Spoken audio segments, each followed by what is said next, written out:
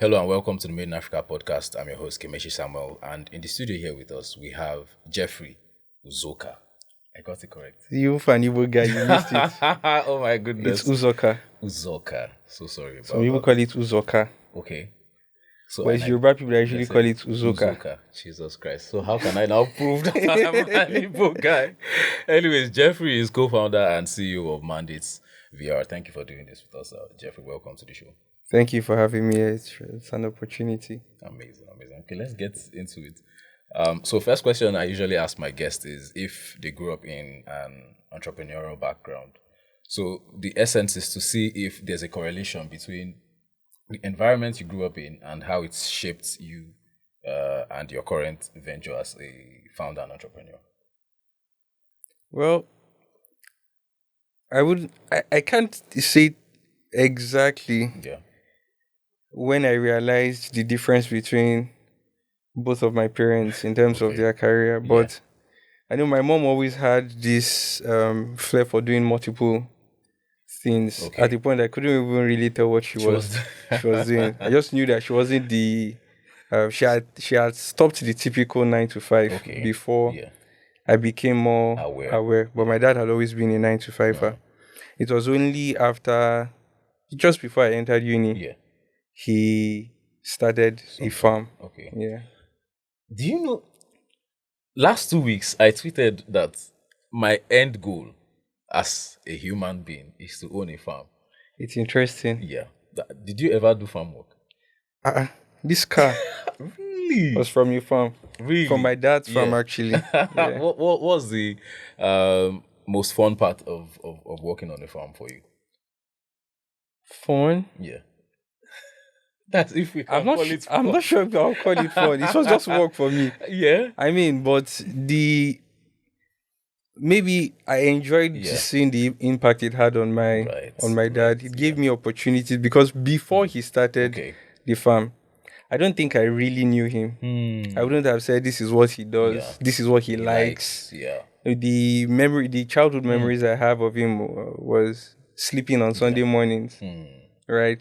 But the farm gave us an experience, an opportunity to spend time together. So maybe that was the fun part of the entire thing. And of course, I enjoyed crunching the numbers with him. Right. Yeah.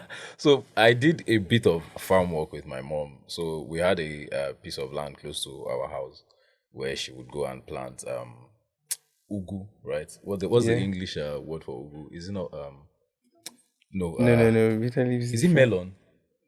Pumpkin, thank you very much. Yes, it's pumpkin. And then we'll plant yams as well and corn. So my joy used to be from seeing them grow.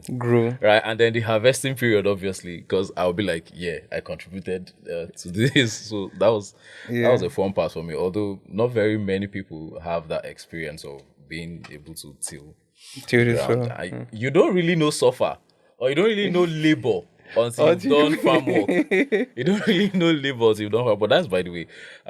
Tell us about your education and early professional experience before Mandates VR. Education was maybe, for lack of a better word, bland. Not very. There's no drama actually. Not very spicy. In primary school, I wasn't considered very brilliant. Okay. In fact, at the point, I was called Uludu. Right, so I have no idea how dull I was. Right, but I just knew that people considered me to be dull. Right, it was only after I ran into a primary schoolmate of mine during high school, and you won't believe she asked me. I don't remember her name, but I remember the experience. She asked me. Because then I used to be called not Jeff. Said, are you still an Uludu? Oh no! but there was. She did not. Damn. But the interesting thing is, it never really got to me. Maybe because I didn't know the impact of what they were actually saying. I just knew that it was not a big deal. Right. But for some reason in high school it was different. I was kind of, at least I was always top 3. Wow. In class. I'm not sure why. I think the turning point came in JSS1. Okay. JSS1, I failed.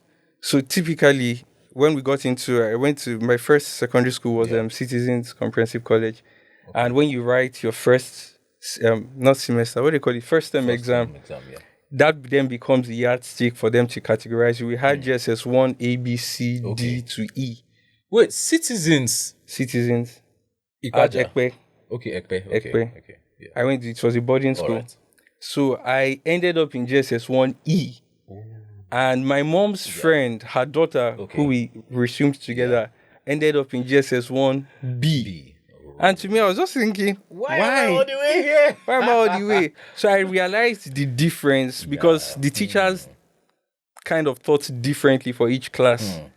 Because they assumed the people who were way below required more tutoring or more attention. Yes. So it then became my sole purpose to leave JSS1E and resume in JSS2, either A or B at least. But then I didn't eventually stay in that school, and but maybe that was the transformation for me. And I became better throughout. Amazing. Throughout high school. This was there any point in time? Okay, so let me speak before I ask this question. Yeah. Growing up, I had different phases where I wanted to be different things in life, like profession. At one point in time, I wanted to be a doctor. Okay, no, I've never wanted to be a doctor. Sorry, a pilot. Because pilots are cool. Let's be real. I've always wanted to be a pilot that time, and then it switched. At one point I wanted to become an archaeologist because my dad had come home with this giant book on archaeology. On man, you're thinking for. So I read that book back to back, and this was JSS2, right? It was talking about prehistoric animals, fossils, and I was very intrigued, right? So I was like, okay, this is what I'm going to do. So that changed as I got older, and then towards the end of my secondary school, I had no idea what I wanted to do with my life, exactly, but I was in science class. So was that the case for you? Did you move through this phase? Were there different phases in life where you felt you would be better in this profession, or this was more attractive to you, and probably why were you having those different thoughts? Not really. Maybe because growing up, most people either wanted to be doctors or engineers. Especially if you were doing well in school. Yes. And by the time I was in JSS2, I was already doing pretty well. So I just joined, ended up in science class. Yeah, so I wanted to be an engineer. Okay. And that was because I got a Toshiba laptop from, I think my dad changed his laptop at one point and then handed me a Toshiba. And I thought one day I would like... first child? No, first boy. Okay, first boy. So I just thought I would like to work in Toshiba. I want to be able to make something like this. But after a while, I thought, okay, I would like to make an electric car because in physics class, one time they taught us something about electromagnetism. And I thought, okay, I could build a car out of this. So I decided I'm going to be an electrical engineer. And that did not necessarily change until uni. Okay. Right? It was in uni that I actually I got into reading a lot of business books.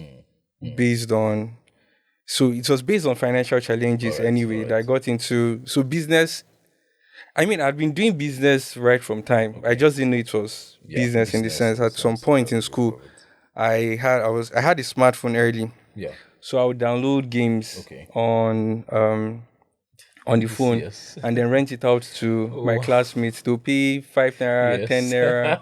I don't know if you know this real football game. Yeah, I know. I know real football. My classmates used to pay 10 naira for a 10-minute game or something.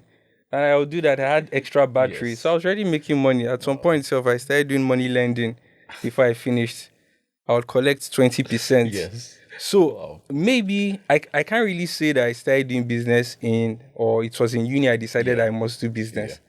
But it was in uni I actually gained enough context about life and realized, in fact, I think engineering is going to be slow for me. I'd rather just do business regardless of what the business was. Yeah. Right. But I just knew I'll do business. So you read business in school, or No, engineering. Okay, you I'd finished it. already. Okay, Well, I mean, yeah, at some point, dropped I out. would have dropped out. But the odds are very Yeah, different for you in this country if you drop out. true. Very, very. Or like Stanford, where they give you money to drop out to run a Exactly. startup. And that was wild when I saw that stuff. Do you know there are investors that is their own model? They Yeah. go to these schools and scout for young people that have brilliant ideas and say, take this money, drop out, and focus on the business. Like that is wild. I wish somebody came to me earlier. Earlier on. My life would have turned out differently. So, in terms of timeline, uni ended around when? 2014. Okay, and then your first professional experience. Did you work in the corporate world before? Yeah, actually, Okay. I was What was that like? working in an engineering company, power generation. All right. But before then, I had started a clothing line. Oh wow, really? Yeah, I started a clothing line with my Yeah. partner because I had two partners in uni. Yeah. We're running a laundry business. Okay. Yeah, which we eventually sold off as profitable. We had Are you 5 employees, serious? right? Wow. So after we sold that, Yeah. we're looking for the next chapter. And I Okay. did my IT in a power company in Aba, All right. geometric power. Yeah. Right. So I saw what Igbo guys were doing in area market, making suits Yes. and practically exporting. I just Yeah. thought, I Okay. can do this. Yes. Right. So I got into the whole tailoring Yeah. thing and all of that because, in fact, the name of the business or the name of the clothing line was Tailor Laurent. The irony of it was to prove that some Nigerians can actually do Quality something stuff. Yeah. of great quality. Yeah. Right. So we started with that, and then my former partner All right. in school joined me, and we were running that concurrently with my work at the time. Yes. Before I then quit, I was in Abuja then, right. and I quit and Yeah. came to Lagos To pursue that fully. to pursue that fully. How did that Yeah. go? Pursuing the business. Well, very interesting. For the first 3 years, we Yeah. were growing, we were acquiring customers, of Right. course, and we had a workstation. We eventually got a workstation. We started like most people have. Yeah. We had there's this thing they call in the clothing business in Lagos, striker. The striker is the person. Did you know that? I don't. The striker is the person Yeah. who goes to. Is a salesperson. Okay. He does all the branding and selling, gets customers, Yes. and then takes that order Yeah.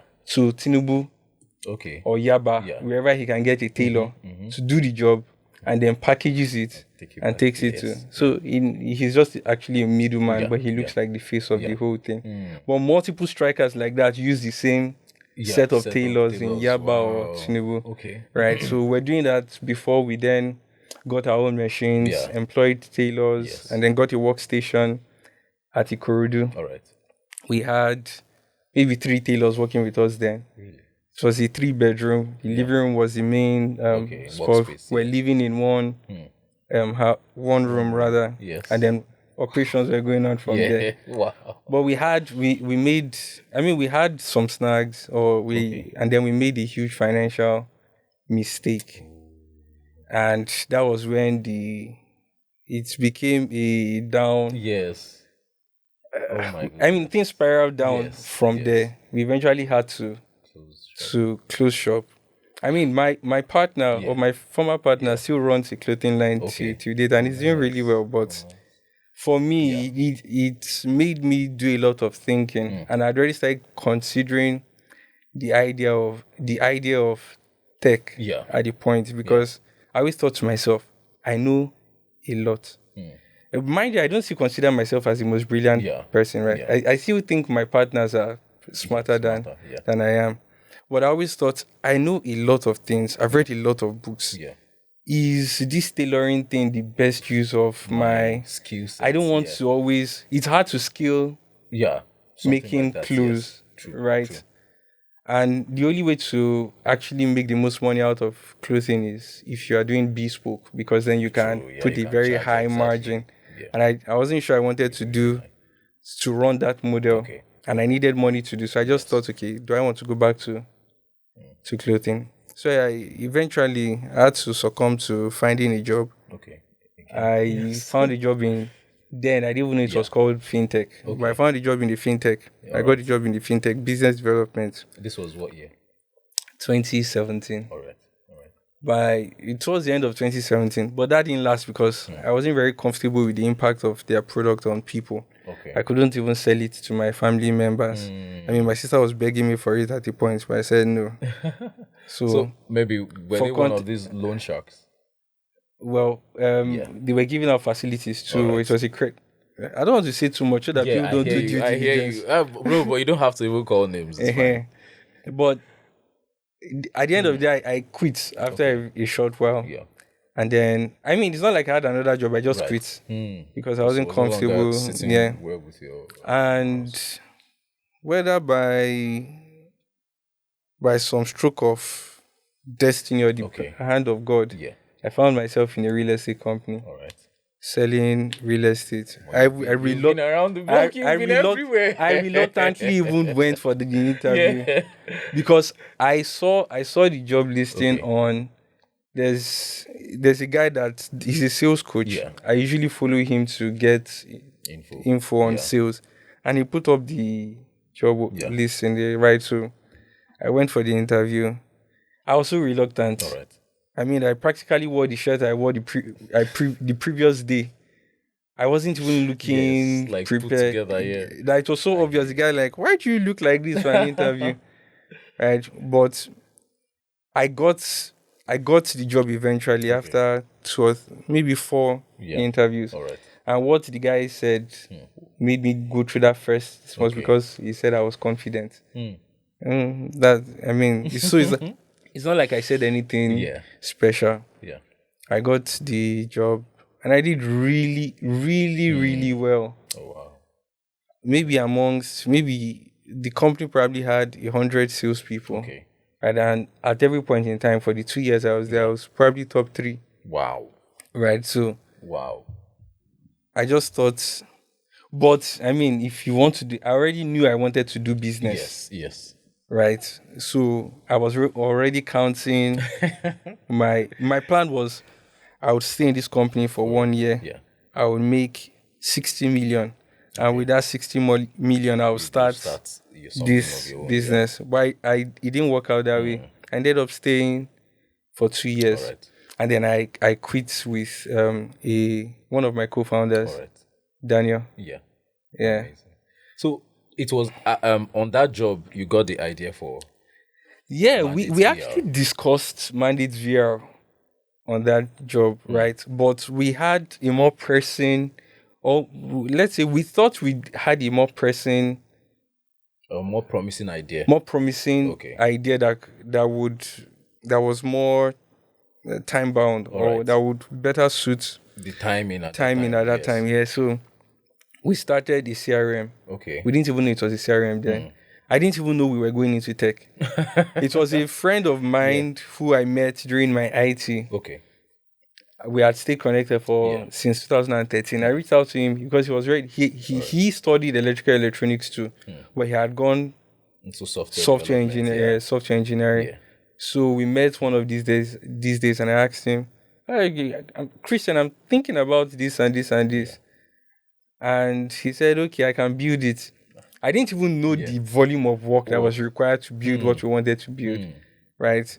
I just thought, we're building something to simplify the process of working for real estate companies. Right. It was eventually we realized that this process is similar to many other companies that operate a sales team. Yeah. Right. So we did that. We built it, or should I say he built it in 8 months. Right. And we started selling. I think we got our first customer. I mean, of course, we started selling before the product was ready. All right. We got our first customer before, maybe a month after we went live. Oh. Yeah. What was the experience like?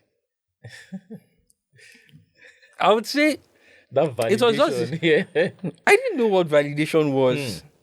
And I was already selling in hundreds of millions of naira. Yeah. So somebody paying me maybe around $5,000 or $7,000 for it. Yeah. It didn't seem like we had done anything. But he was the CTO then. Christian was the CTO. I mean, he's still the CTO. Yeah. He would say, "You don't know what we've done, Jeffrey." And I and Daniel, Yes. we could. I keep calling him Daniel. It feels weird because we call him Bawa, Bawa. right? But dude, we didn't understand what he So was sorry saying. for context. Bawa is seated here. We didn't understand what he was saying, but it was much later we understood that okay, what we did was actually tangible. That from day one you are able to get somebody to pay you that volume product, of cash for your yeah. products. And interestingly, our first customer has remained with us till date. Yeah. So it means our product is actually being is quite kind of valuable Amazing to them. So just to marry it now to what you asked. Yeah. MandatesVR was supposed to be a scale-up plan for the CRM. Oh, yeah. So eventually in the future there's going to be an integration. Okay. Right, but it was sometime around 2023 we decided okay, we see that the market is kind of heading in this direction now, and we can create a product that we can create this as a standalone product. And then if a customer needs, we can integrate for them. Wow. So yes, MandatesVR, obviously I know what it does, right, and what it's supposed to be. But you were in real estate, and which gap did you see to make you think, what if we could make this experience virtual? Yeah. Like, how did you come up with the idea in the first place? All right. So, you know that a ton of people who buy properties in Nigeria are Nigerians in diaspora. And even the category of people who buy properties here are very wealthy people or upperly mobile professionals who are busy. Right. But the challenge is for the salesperson, you want to get them to come and see the property. And that could take 3, sometimes 6 months because schedules don't usually align. And it could be very, very annoying when the person doesn't even open the door before telling you, no, I don't want to see this property. So a virtual tour could have solved that problem. Why waste everybody's time coming all the way, finding a schedule just to...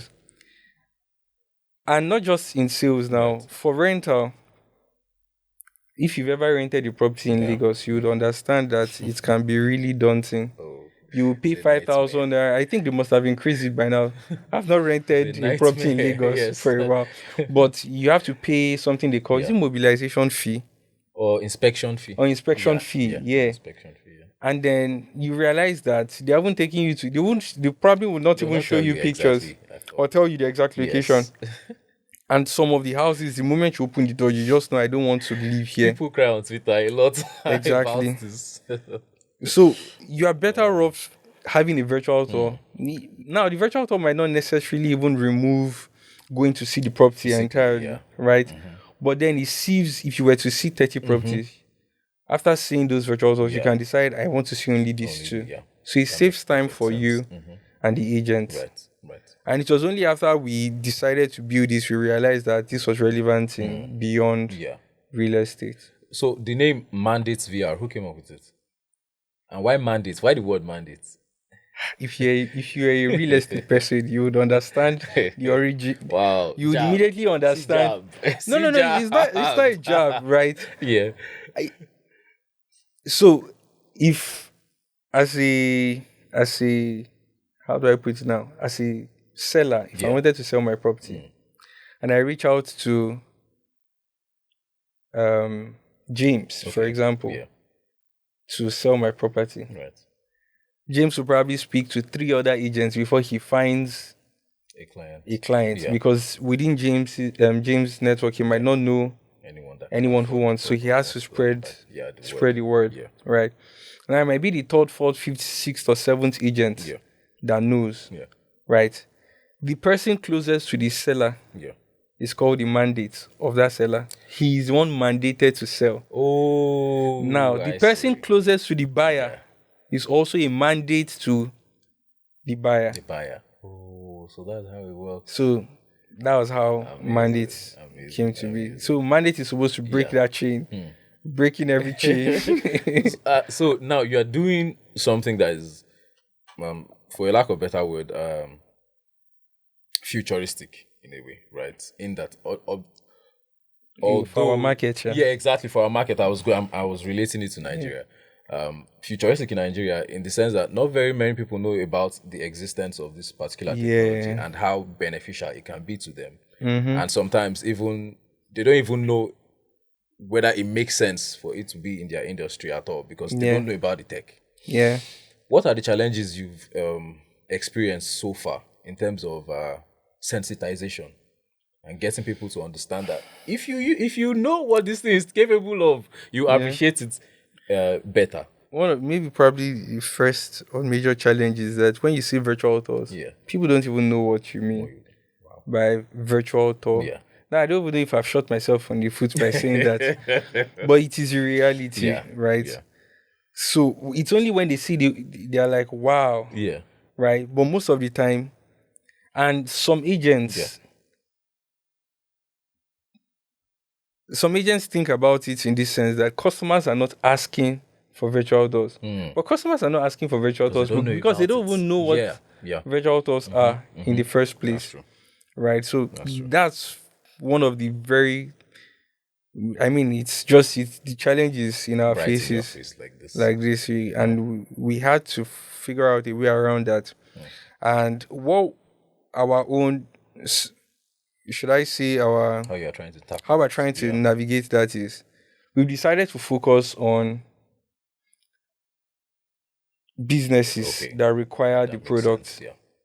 because we do not have probably the time or the energy or the resources to sensitize the entire market, right? So yes, we are focused on businesses who, and again, the way businesses pay is different from the way customers or individuals pay, right? So it makes sense for us to even spend time educating the business who would pay us a couple $1,000 to, and then will stay with us because they need it consistently, that right? makes perfect sense. So that's the way we're going about it right now. Please explain how the tech works. How do you go about like capturing the studio, for example, and creating that virtual experience? So it's kind of simplified now. Previously, you needed very heavy gear to do that, but there are consumer cameras that make it possible for you to just within 10 minutes capture an entire 2-bedroom or 3-bedroom. Yeah, within 10 minutes. The main work is in stitching or putting everything together, which our app simplifies. Right. So if you have that camera, but then maybe to an average Nigerian, but to an agent, it's not a big deal. Or to the average merchant who is trying to make take photography, because you will spend more money on getting a traditional camera. True. That camera is probably, or those cameras probably cost under $400. Right. But we're building the prototype for people to be able to do that capturing with their phones now. Oh, nice. So we then remove the bottleneck of even having to purchase cameras at all. No matter how cheap. Yeah, no matter how cheap. If you have a phone, a smartphone, you can capture a space by yourself. You have to use us. In fact, you have to use our software to capture it. Because you need some AI to guide the capturing. Okay. Yeah. That's amazing. And how have people reacted? People that have actually tested out this tech. Has there been any experience that stood out to you in terms of them being blown away by the capabilities of it? Well, the truth is, those who are currently using it already know of virtual tours. Oh. And have probably already looked for it and discovered that foreign products were significantly more expensive. So they're just like, whoa, so I can do this for this cheap. Okay. So that's probably the best reaction, right? And although we're not focused on being the cheapest. All right. Right, we're just trying to reduce the barrier of entry for the average person who wants to create virtual experiences. But probably the best experience for us is that people have been. It's interesting when we see that somebody has been looking for this. In fact, one of our customers who said that in the entire Techstars ecosystem, they couldn't find a VR platform to use. So, and they had been looking for one that they could pay in naira Okay. for the last 2 or 3 years. So maybe you should have started MandatesVR Long earlier. time. That makes perfect sense. Yeah. So now you say you're focusing on industries that actually need it like desperately. Yeah. But looking far out, what other industries do you see this tech being useful in? Beyond Real estate, for example. Beyond real estate, I don't want to. So they tell us about this storytelling thing, Yeah. right? So we, amongst ourselves, the founders, we have some clarity as to what VR can be used for. But I probably would not say that here to avoid sounding very dreamy. But what I know, what I think people might be able to relate to, it's in, say, engineering. So, for example, being an engineer myself, I worked in a power company, and there is this, there's something we do before. I mean, regardless of the experience you have, if you've worked in one power plant before, the next power plant might have a slightly different arrangement, right? Maybe different machinery or different positions of things, right? So usually what you do have is, most companies will do an induction before you enter the power plant physically. And that's kind of like a recurring thing. It happens in energy, it happens in whether it's a chemical plant or whatever, any engineering system. Now, instead of, so I mean, after seeing pictures of the place, you then have to have a guided tour of the entire space. And sometimes these plants can be as large as, I don't know if it's for context, thousands of square meters. I don't know if that's understandable to a lot of people, but sometimes it affects workflow because you are taking people around and there's a safety risk involved in doing that. So with virtual tours, you do not need to pause work or alter your workflow to have that. With this explanation, I can already relate it to refineries as well. Exactly, refineries too. So just from explaining one, you can see the other use cases. That is magnificent. Now, I'm interested in pricing because you had mentioned someone had been looking for a platform where they can pay in naira. So what happens, or how should I phrase this? How have you been able to hone in on your pricing structure in a way that it relates to the Nigerian market and it also is sustainable and also competitive at the same time with other solutions out there?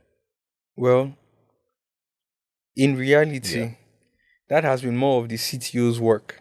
Because in my head, I already have an idea of, and this is how it works naturally, right? As business people, we already know how much we probably want to project, how much we are projecting to make, and probably how much we need to stay operational or functional, right? But then the technical team will tell you how much we need to not end up in minus, of course, in a deficit based on the cost keeping the tech alive. Yes, exactly. Right. So it's not like we have some fantastic pricing model. Right. And of course, you compare it to what's currently available. I mean, not in Africa, but around the world. Because besides us trying to serve the African market, we also want to serve the European market as well. Yeah. So, and this is me just being objective, right? So I know that there are many other VR companies in Europe and in the US as well. How do you think your product compares to the global market? Okay, so there is, in the entire world, at least 50% of all VR users are in North America. Really? Yeah. Wow. So if there are 30 million VR users, 15 million of them are in one continent. So it means that there's still room for growth in all other continents, right? So we are not necessarily trying to compete with them in those areas. There is already a lot of room for us to grow, and that's what we're trying to focus on. Okay, fantastic. Yeah. This And maybe it might help to also point out that because we are focused on leveraging on capturing or reducing the barrier of entry for anybody, right? Most VR companies that are really doing well now require heavy gear, expensive hardware, right? So that kind of just separates us to a larger extent. Perfect. In terms of funding, are you guys looking to raise? Have you raised any VC money, or is that VC? Well, VC is different from angels. We have gotten cash from angels, but I don't think we're VC ready. Yeah. How so? Because and this is me. I'm asking because we see companies or founders that one have like the most simplistic version of their product out on the market and are already actively raising. So why do you think you're not ready, or is it because you've achieved some level of stability in terms of revenue coming in, taking care of operations, and you are looking to scale gradually, or I don't know? Well, maybe it's because this is our second rodeo, right? Yeah. But the way we are going about funding is we're not necessarily in for lack of better word, we're not necessarily in a haste. Okay. Right? Maybe if we have a VC talk to us, we might. I mean, who turns down money? Good money and good terms. Yeah. If the terms make sense, of course. And we're really interested in getting partnerships at this point. We're actually focused on partnerships more than funding. And we know that once we get the right partnerships, eventually funding will be an after. I mean, it will just come by default. So if the VC would also help us with partnerships, then of course it becomes leverage. Yeah, makes perfect sense. What you guys are building requires so much technical expertise, right? Especially on the tech end. Yeah. And even if you bring in a salesperson, that person still has to understand the tech exactly to a certain level. So how do you go about finding sourcing talent? Again, maybe because we have been, like I said, it's not like we knew. It's not like I knew that I was getting into tech when I started my first startup, right?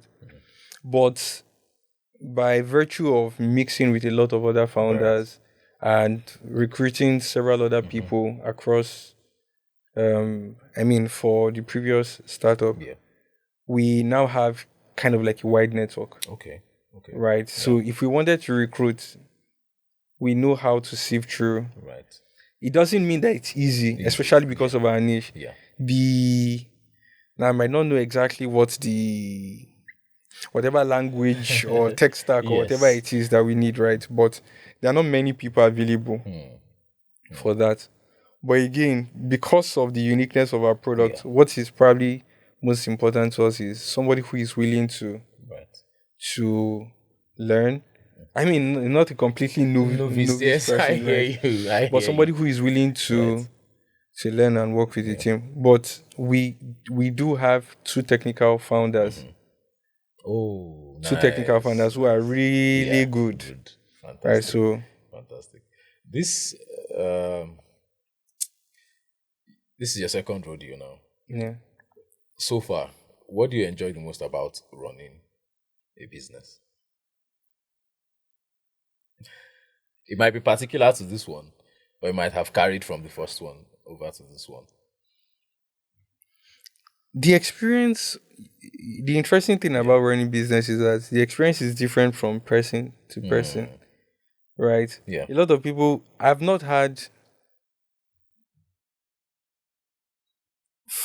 maybe the best part of running this business or running any business for me is the relationships that you build, especially with your founders. Right? They become almost like family. Brothers, and you really don't have a choice. That's the only way it works. Yes. Right? So a lot of times we discuss our arguments are not only around business, Okay. it can be around several other Yeah. things. Yeah.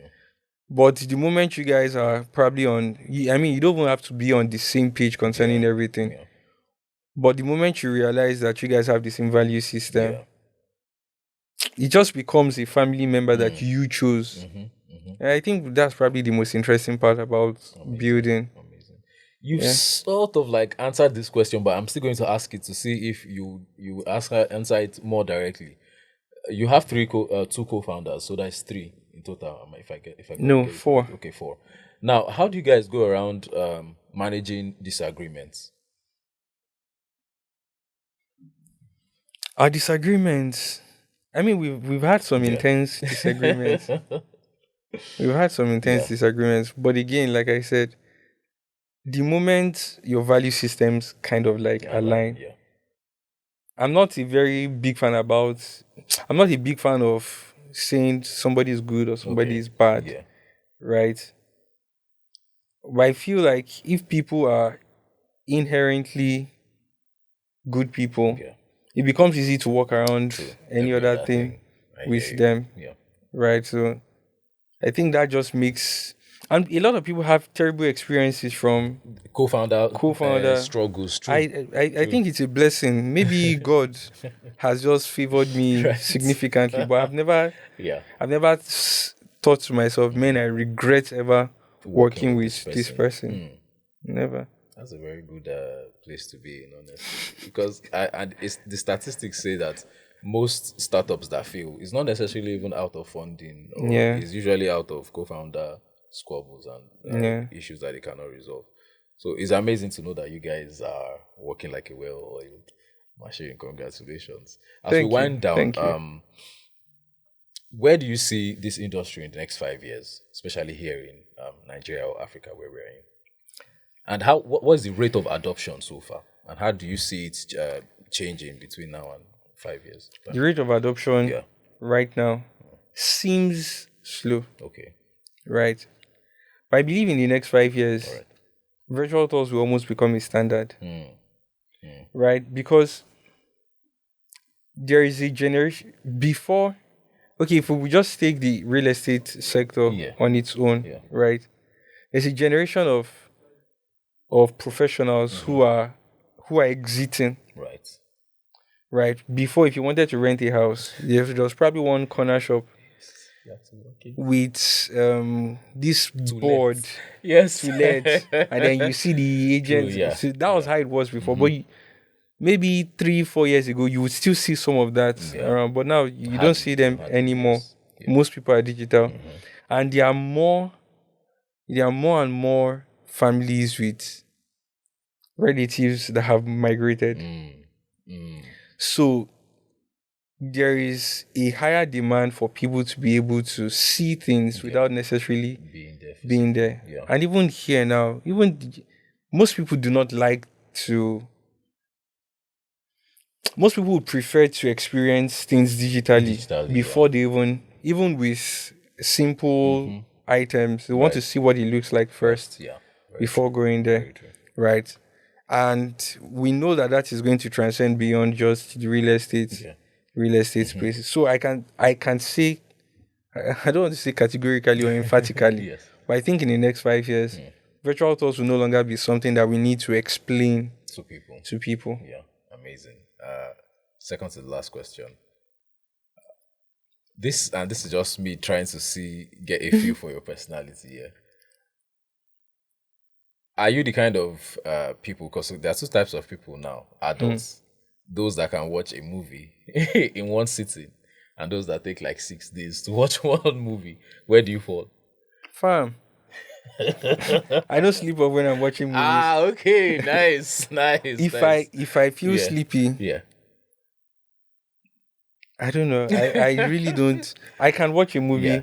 I can if I wanted to. Yeah. Yeah, if I want to, I would watch a Right. movie. Fantastic. I mean, if it's not interesting, I change Yeah, it. I hear you. I hear you. Last question. Advice for founders, aspiring founders, people who are just starting and are looking for anything really that will make their journey easier. So, what has worked for you that you feel more people should know? and that you think will help them as well along their journey? What I mean, it's easy. That's probably very easy for me to say now. Probably the advice that I got that I did not pay attention to very early, and I got it from a much more advanced founder in the US. He said, he asked me to speak to somebody, to get an intro to somebody, and I just thought, I'll just submit an application or whatever. I didn't realize how important That was relationships are. You think tech is just tech. Yeah, your tech will speak for if your product is good, if you just do this, if you just do that, partners will come. You're wasting your time. Wow. Relationships are just. In fact, I don't want to sound. I don't know the adjective to use, but it's almost as if relationships come before whatever you're building. At the end of the day, we are social creatures. Yes, it's like your product has to be good, right? It has to serve a purpose. But you would see even, oh my goodness, So I don't think I want to say that. In the door. Yes, but relationships will open the door for you, for people, and it's not everybody that is out there looking to invest, that would invest in you eventually, right? Yeah. Or that would give you a partner or introduce you to partnerships. But almost all the customers we've gotten came from introductions. Wow. Like, we could just be talking about, we could just be having a random conversation, right? Yeah. And somehow my product comes up, and you say, all right, this guy would be interested, right? And that person turns out to have been looking for your product, stuff, right? But without introductions, you realize that you're just shooting your shot randomly. Right. The person might not even notice you. Whether it's for investment, whether it's for acquiring customers or whatever, relationships are very important. At the end of the day, it is not the product that makes the startup. It is the business, and the business is dependent on people. Yeah. Amazing. Wow. It's not that big. Which one is No. See, so because, and this is why we do what we are doing, right? Because the essence of the podcast is so that people don't make the same mistakes that other people have made. Exactly. So final question. It came to me now, but I've forgotten. We are going to have to cut this part out, but I need to remember this question. Like I did not even write it down. Oh my God. That happens. It happens, but Jesus, it was with me now. If I don't ask this question, I'll be deeply annoyed with Did it come out of the conversation with the last one? Yes. That happens sometimes. God. Why? Maybe if you stop trying so hard to remember it, I mean, like the more I tries. Oh shit. It should just be there hanging. I don't think it's coming back. Anyways, it's been amazing having you on the show, Jeff. Thank you so much for taking out the time to speak with us and to share your experience.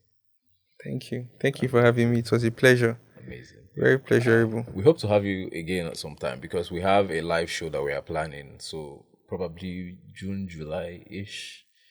Yeah. So we'll have like live audience as well.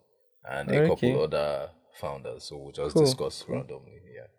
And that's been it on this week's episode, guys. I'm your host, Kemishi Samuel. You've been listening to the Made in Africa podcast, and our guest has been Jeffrey Uzoka. He pronounced it wrongly again. Oh my God. Uzoka. Our guest has been Jeffrey Uzoka. Forgive me. I've lost my what do you call it now? We rejected you. I'll catch you guys in the next one. Bye.